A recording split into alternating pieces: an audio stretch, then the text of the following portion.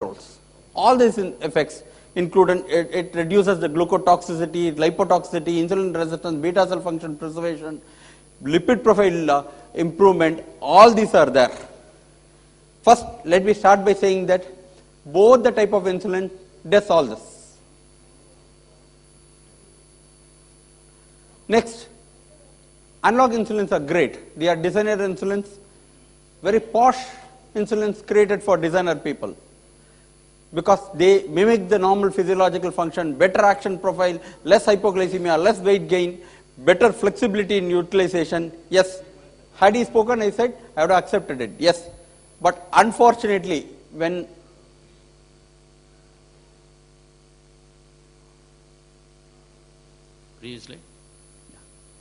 I went back and looked upon different literatures, I found an entirely different statement. Okay.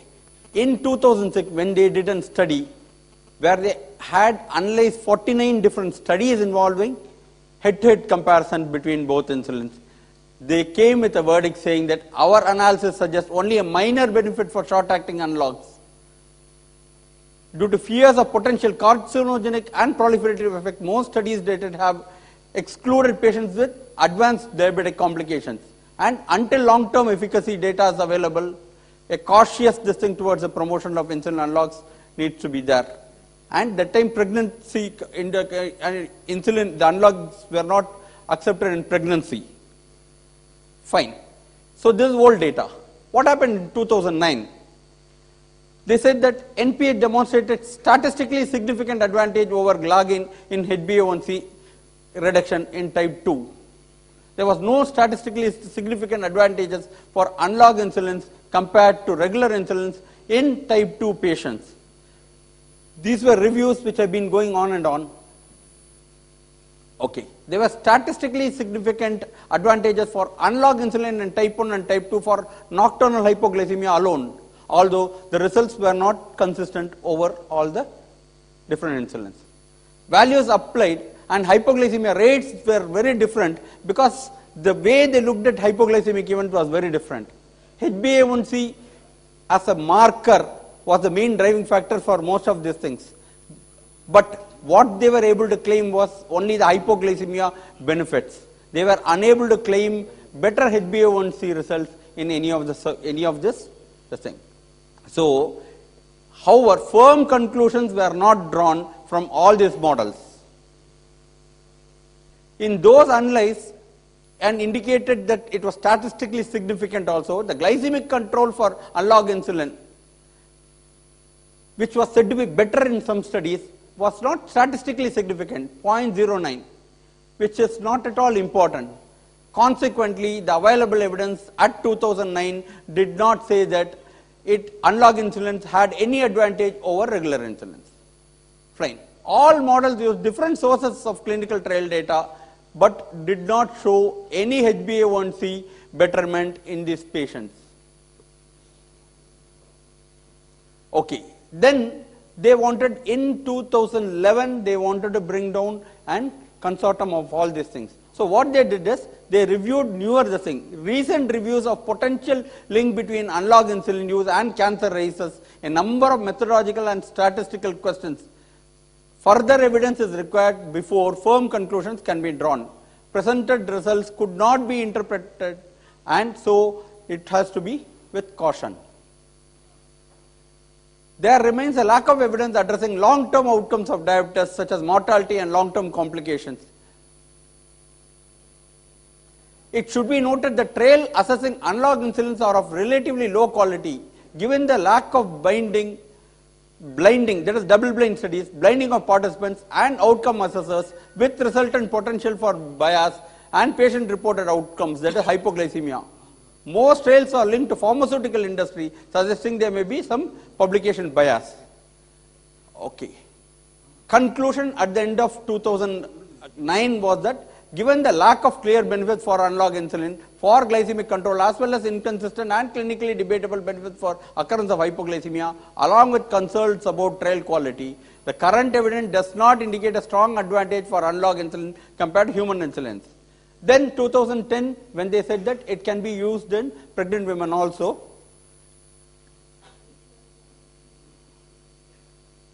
One will change? Yes. Okay. Then came the 2011 report. They said that Singh et al. In 2009 has done a great work, but then there's been a lot of newer accumulation of results, so possibly we have to review. So there was the expert committee reviewed in 2011 and came up with the results saying that, next. While there are a number of new trials post to 2007 and 9 available assessing analog insulin in comparison with regular human insulin, there are little data available within this trial to update previous meta-analysis. So nothing new was found. For all the human trials, nothing new was found. For the analysis that could be updated, there was little change in the results. The final outcome was almost nil, which demonstrated little or no difference between analog and regular human insulins. Next. These were the different, they have literally gone through the entire chart of different insulins in reviewing these results. Next. Authors came to conclusion that rapid and long-acting insulins contribute little benefit relative to conventional insulin in terms of glycemic control or reported hypoglycemia. Further long-term studies are required to determine whether analog insulins reduce the risk of long-term complications of diabetes. Authors also noted that most of the analog insulin trials had methodological limitations that increasing the potential for bias. Mainly, most of the companies use patient-reported hypoglycemia as their benchmark in also calculating that cost can be long-term saved by preventing hypoglycemia. There was literally no other way of proving that analogs were better. So it was purely biased. So by 2011 also we still did not have any new information to say that analogs were better. Next. And concluded that evidence indicates that across 1 and 2 diabetes for both rapid and long-acting analogs there is no clear advantage. Analog insulins have not consistently demonstrated to be cost effective also. See, they went back, saw the number of hypoglycemia, they said that it was all pure company based bias, and they came out with a thing saying that it is not really cost effective and uncertainty remains regarding the association between analog and increased cancer risk. So they came to a conclusion that analogs was in no way better than the normal human insulins. Next. Finally, the German institute wanted to review this because there were a lot of studies saying that analog was better. It was long-term cost conserving by decreasing the number of problems, admission and workday loss by hypoglycemia. So they reviewed the data which was done in 2009 and all the other things and came with very clear statement. Next. Conclusion drawn by reports are as follows. Long-acting insulin in type 1 patients. For both insulin glargine and detimar compared to NPH, there was no proof of an advantage for analog when blood glucose lowering, that is through HbA1c, and severe nocturnal or non-severe nocturnal hypoglycemia were used as endpoints. For children and adolescents, there was no proof of an advantage with either analogs or NPH in terms of hypoglycemia and HbA1c values. Next. In long-acting analogs in type 2 patients, for both glargine and detimar compared to NPH, there is no proof of additional benefit with analogs compared to NPH. There were some differences noted. That is, a conjoint assessment of long-term blood glucose lowering and severe hypoglycemia was shown by a few studies, but indicated a superiority of morning glargine over evening NPH alone. Only those studies had some plus point at all. In comparison of detimar and NPH, there were additional benefits associated with detimar with regard to non-severe nocturnal hypoglycemia and blood glucose lowering for once daily administration. Next. For rapid acting in type 1, for adult patients given the lack of data or poor quality data, the benefit of insulin aspart compared to regular human insulin in adults is not proven. For insulin Lispro, the evidence indicates similar results between Lispro and regular human insulin. For glulicin, given the lack of data, there is no evidence for additional benefit with insulin glulicin. For children and adolescents, benefit of aspart and Lispro is still unclear. Next. Rapid acting analogs, type 2 patients, there is no convincing evidence of superiority of analogs compared to regular human insulins in type 2. Thank you. So finally, we come to the point to say that the German Institute for Quality and Efficiency in Healthcare subsequently recommended that as long as reliable studies do not prove the safety of glargine compared to human insulin, drugs should only be used if there are particularly important reasons to doing so. That was their only conclusion. They said that all the other things had no differences, and in terms of Glargine, which had some this thing when given, Detimir which was given in the morning, and Glargine which was the thing, it should be done with more caution. Thank you. Mohan is coming to tell that old is still gold. Now it is the task of Gopi to prove his ability with analogues. It is a tough task. He has almost pointed nothing better when compared to human insulins. I think now Gopi, I don't know what he's going to tell. Almost he's in the last pen or something. Yeah. Gopi. Defending himself, I was just observing Gopi. His face was becoming red and redder. And now he says he's going to thrash out Mohan's points, and he has taken the dice with a closed fist against Mohan. Sorry, good evening or good night, I don't know. Whatever maybe. So it's not more of a debate. I want just share my knowledge about insulin analogues. So whether you take it as, it's up to you to decide whether this is good or that is good. So insulin analogues versus human insulin. See, he has not shown this slide. So today we got 8 insulin analogues, whereas insulin, human insulin are only 3 still. Regular insulin in pH mixes. So when there are no drawbacks with the human insulin, scientists won't go for the better ones. So today we got 8 brands of insulin analogues in Indian market. And one more is adding, probably in the new 2 months, we will be adding one more. Detimir, Glargine, deglutide is coming up. In 2 months, Novo Nordisk is introducing one more longest acting basal. Once in 2 days you can give, once in 3 days you can give, thrice a week you can give. So when there is advantages in human regular insulin or human insulin, why scientists are trying newer molecules? You cannot say it is for commercial. It is some more advantages you get with the molecules. See, this one diagram will show which is better. See, this is the, just to compare, this is a normal insulin and plasma glucose profile in healthy subjects. So this is the plasma profiles. This is meal times, this is basal, same insulins. You tell me now this is analogues, this is human insulin, this is mixes, which is at least closely resembles, may not be 100%. Anybody will say this diagram mimics this diagram. So this is human analogues. Three times human analogues with a basal human analog. Okay.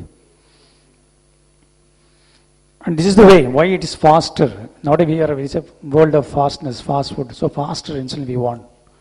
See the aspart directly breaks up to monomers, whereas your human insulin takes time, 30 to 60 minutes before it gets into circulation. Slow and steady. Of course, this is not important. This is just success. See,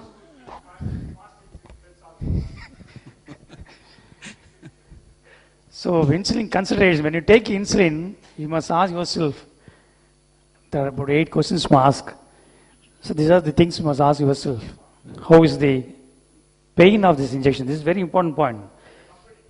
Hypoglycemia, weight gain, complexities of insulin administration, some special circumstances, how is it useful?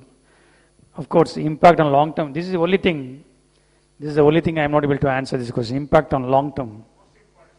And potential mitogenic effect. Potential, it's only potential, it's not, and of course cost. That's why I put it cost. Cost is it's not a matter, it's a personal matter, it's not a scientific matter to discuss. Cost is not a scientific matter to discuss, okay. That's why I just leave it to it. But the first point, Gopi, human insulin does not cause pain like Glargine. Okay, that is acidic pH. So it causes pain. Except Glargine. I show you. Except Glargine. So yeah. Next slide. It's not coming up. See, this is what you can do. Have personal experiences. Just because these analogs are available in devices, they are definitely less painful for human insulins. That's the reason. Not the insulin acids is painless, but the devices are so devised, except probably Glargine because it's acidic. The reason is, of course, we are using devices versus syringes and needles with human insulins. That's the reason these analogs are less painful. This is the most important. Nobody can tell you. You read any literature on insulins, the incidence of serious hypoglycemia is definitely less. You can quote hundreds of papers. It's definitely less. Whether it is daytime hypoglycemia and more nocturnal hypoglycemia is definitely less with insulin analogs. That's nowadays we are talking very much worried about this hypoglycemias. Okay. We talk about only reported hypoglycemias. It is not Yes. recorded, it is all reported by the patient. That's what That is the important. most, Yeah, that's also important. That's also Yes. when a patient reports, it's very important. Rather than we discover, patient reports is important. Any symptom when a patient reports is important. Okay. Definitely is more. Definitely is more. Incidence is more with human insulins than analogs. And so many things I can show. For example, aspart versus human regular insulin. You say everything is all severe hypoglycemias, nocturnal glucagon required hypoglycemias, everything post-meal hypoglycemias, late post-meal, everything is less with human analogs. You take this even long-acting, it's very much marked with long-acting insulins. Glargine versus NPH. See the incidences, symptomatics. Glargine is very, compared to half of the regular insulin. When you it's nocturnal, it's almost half of the, or 1/3 you can say, nocturnal hypoglycemia. We are worried about nocturnal hypoglycemias, okay, because you know the same way hyperglycemia produces so many pathies, hypoglycemia has got a lot of morbidity nowadays. What is the latest journals? Hypoglycemia, the total cost, say recurrent hypoglycemia, recurrent hospital treatment. So cost of hypoglycemia. It's not only morbidity nowadays, we discuss about cost of hypoglycemia. How many times you get admitted to the hospital, treatment of hypoglycemias. It is definitely less with human analogs. Weight gain, very important. Detimer should be the only insulin for obese diabetics. If you are using any other insulin for a obese diabetic, I think the cost should be the only factor. Otherwise, it's not scientific. So patients should say, sir, sorry, I cannot afford Detimer. That's the only factor for a obese diabetic to receive insulin. Because even I can show weight gain during insulin therapy is a challenging factor. Already some obese diabetics are there, you are giving insulin, increasing the weight. No, it's not expected. So this is the only Detimer insulin for obese diabetics. No question asked. Okay. And we see even it has produced weight loss. In some people, the results. Here it has produced weight loss in some obese diabetics. Whereas the NPS uniformly has increased weight. Uniformly has increased weight. These complexities, too much complexities, patient get confused 60 minutes before food. I tell you, more than 50% of patients with practice don't follow. This is what is called lag time. They have insulin, immediately have food. They are not able to wait. This is the problem. This is what is called complexities of insulin administration. Same way, Glargine once a day, very easy. Same day every time, not like NPS 2 times a day. So these are the kind of complexities of administrations. This is the drawbacks of human insulin. You have to give definitely 30 to 60 minutes period to meal. If you give close, there is postpartum hyperglycemia, or sometimes there is late hypoglycemia. This is most important. Absorption, if you give over the abdomen, good absorption. If you give it over the delta, a little less absorption. If you give it in the thigh, it is less absorption. This kind of what is called intersite variability is only with human insulins. It is not seen with analogs. You inject anywhere, same pharmacodynamics. Preprandial hyperinsulinemia is not put. Preprandial hyperinsulinemia. Yes, more with human insulins, yeah. So how they score over this aspart and all, there's so many points you can put forth. So many points. This rapid analog score over human insulins. So many points I can quote. You can, but this is the only thing. Better efficacy. Are they better efficacy? I will show some slides. Okay. Same way NPH versus Glargine, NPH versus Detimer. There are some drawbacks. See, it's not actually intermediate acting. It's not really long acting. So you have to give twice a day NPH to get 24 hours control. Whereas Detimer and Glargine is once a day. So naturally, Detimer and Glargine scores over NPH for these reasons. This is what? Therapeutic efficacy. Is it therapeutically superior? Is it more powerful? This is a question asked. But this was a question mark sometime back. But today they say, yes, it is little more efficacious than human insulins. So for type 1 diabetic patients, what 0.1% was better. Of course, for type 2, there was no difference. But if you use pre-mixed insulins, if you use pre-mixed analogs, if you use pre-mixed human insulins, definitely there are a lot of trials to say favored pre-mixed insulin analogs. Okay, so for type 1 diabetics, and premixed analogues definitely are more powerful than the human insulins. See, there was so difference, the efficacy, but see the fasting blood sugar reduction was very better with human analogues, and nocturnal hypoglycemia was very less. This is very important. Nowadays we talk about quality of life. When you are taking insulin treatment, what is your quality of life? Actually, it is better with analog because less hypoglycemia, less weight gain, less complexity administration. They say uniformly they say improved glycemic itself enhances the patient state. I have repeatedly reported on the enhancement of quality of life. So quality of life is definitely better with analogs than even insulins. This is the conclusion. Insulin Glargine plus insulin Lispro improves satisfaction, reduces negative impact on diabetes and quality of life, improves quality of, when compared with human insulin. So quality of life on regular human analogs is better. This is now very interesting. This you must know. As specialist, some special circumstances analogs score over. These all circumstances, definitely now you can choose analogs over. For example, pregnancy, because pregnancy, gestational diabetes, postprandial diabetes. It's a postprandial hyperglycemia. Analogs definitely score over. Children, we don't know what going to take. So post-meal insulin. Or the patient finishes eating, you can give insulin according to the carbohydrate taken. So many elderly, again same problem. You cannot put a hypoglycemia. False. CKD, just now we heard CKD, the lifespan, what is the insulins have got off life is more. They say rapid acting becomes short acting becomes intermediate acting becomes long acting becomes longest acting in renal failure. So, and DKA, now the latest books discuss even analogs you can use in DKA. Pump therapy, almost replacing. Of course, this is the only place, if you ask me to vote for human insulins in diabetic practices, gastroparesis. This is the only place human insulins score over. Probably will vote for Dr. Morgan. In all other situations, see children, you can give insulin after food, post-meal insulin, only possible with analogs. They're slowly replacing.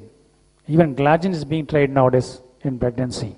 Probably the next edition of textbooks may allow Glargine. See, the latest reference I've taken, they say there's no evidence of adverse effects with Glargine pregnancy, okay? But the guideline has not come.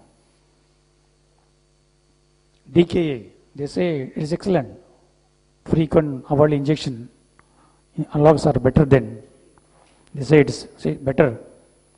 Glargine glulysin is safer than the human insulins. This is the only place human insulins score over analogs. Okay, this is only because it's a delayed absorption, so a little longer, human insulin can be useful. CKD, just now you heard, because we don't know hypoglycemia, renal failure still produces hypoglycemia, so you cannot use human insulins. So they say for reason we should prefer the use of fast-acting analogs with meals as the shortest course of action. So CKD also, so everywhere, special circumstances, analogs are scoring over. Even in elderly, we can reduce the dose when the elderly is not taking enough scheduled food. Exactly, yeah, that's a post-meal insulin. Just like children, elderly also can give, we cannot predict what is the old man going to take. You give them 3 idlis, they take 2 idlis, say it's enough. So you can adjust the dose. See, that's all. Very important about hypoglycemia. So insulin analogs is better than human insulins. This is what, see, Shekhi's report, see, please, hereafter, you are go on increasing your human insulins. You don't know the reason. It can be antibody mediated. This is a case report I am showing. A man who was receiving 300 units of human insulin, they thought ultimately was covered with 58 units of, it was treated. So hereafter, don't go on increasing your human insulin. Give trial of analogs. It can be antibody mediated. Okay, see the 300 units were brought down to 50 units. HbA1c came from 12.6 to 2. Human antibodies came down. So this is the situation where analogs can be tried. And even pumps, slowly they are trying analogs. Okay. So insulin aspart Regular human insulin were effective and well tolerated. So they got both similar efficacy. This is the only place, this is the only, even I am afraid, mitogenic potential of this.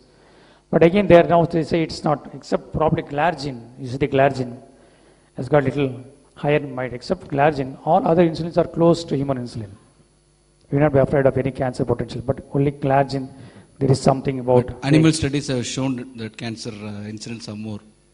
In animal studies with analogues. Analogues, but yes. But what is the guideline says? This is the guideline say. This is the guideline say.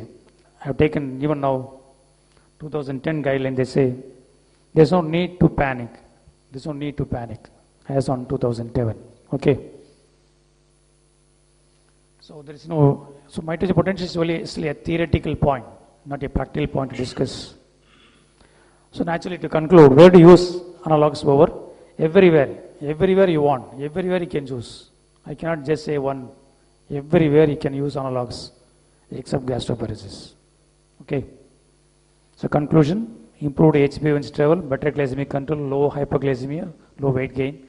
For these reasons, you must use analogues, except for the cost. So if you are a rich patient, you must use analogues. Thank you. So it is tied 50-50, Mohan and Gopi. That was a tough fight. Mohan no, debate is over, that's all. Usually the first person always gets another. Shall we give him a second chance, Mohan? What do you say? No? I just want to give a last word. Yes. You should understand something.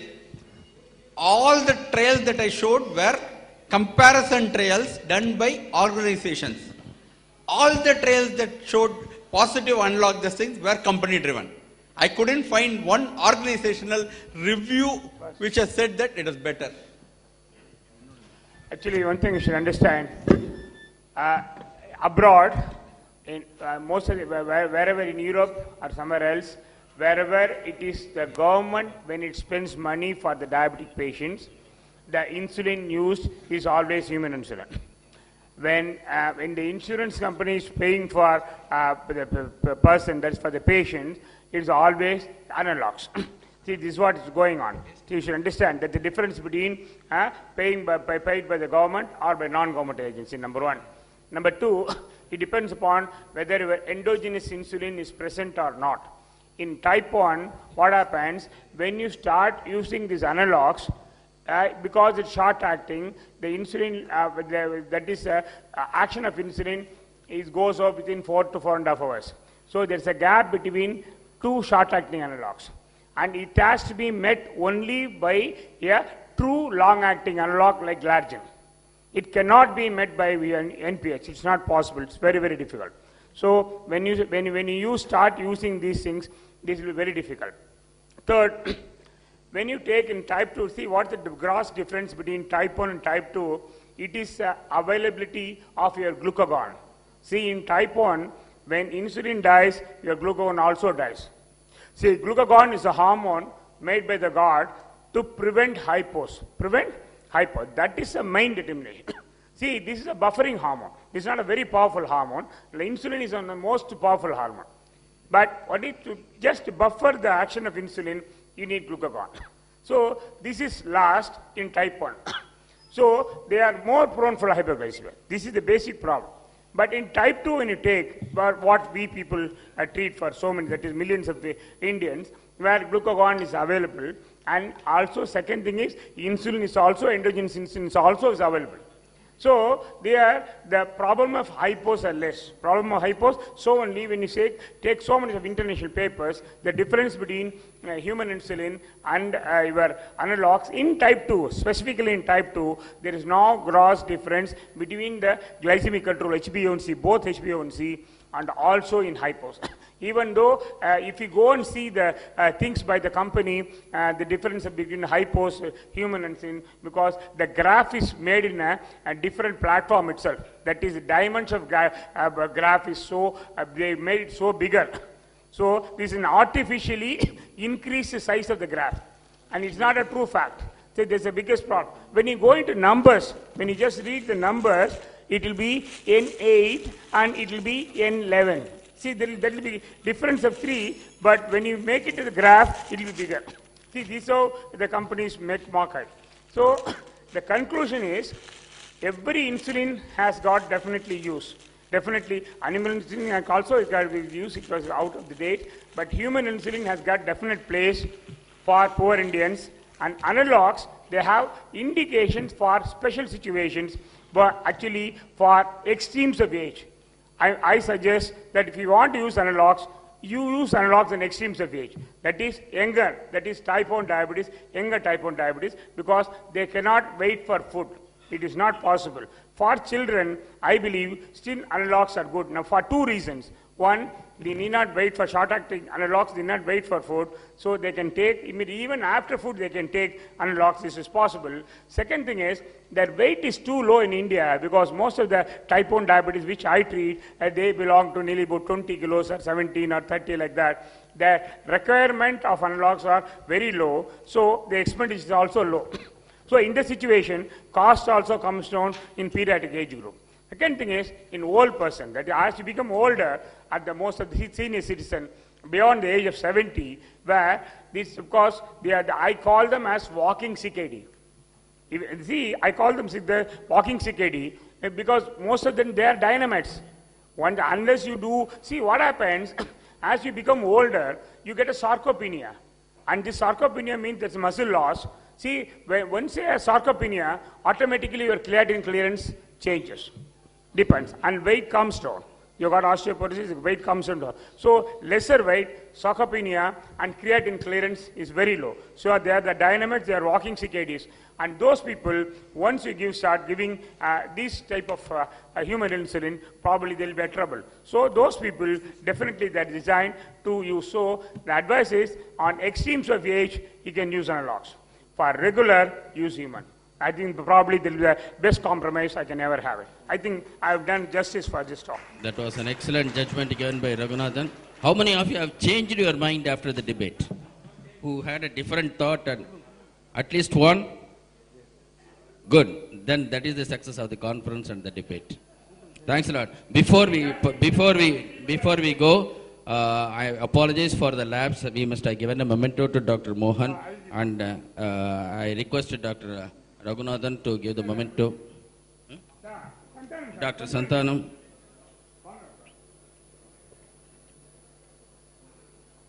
Please give him a good hand.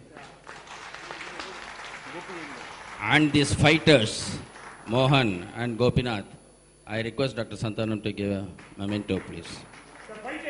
Fighters, big fighters, bull fighters. So we will adjourn, day is over, we will adjourn for the dinner and banquet. And tomorrow morning, please remember, 7:45, please assemble, 8 o'clock, the session starts. 7:45? 7, I'm sorry, I have a bad throat. 7:45, please assemble, 8 o'clock, the session starts.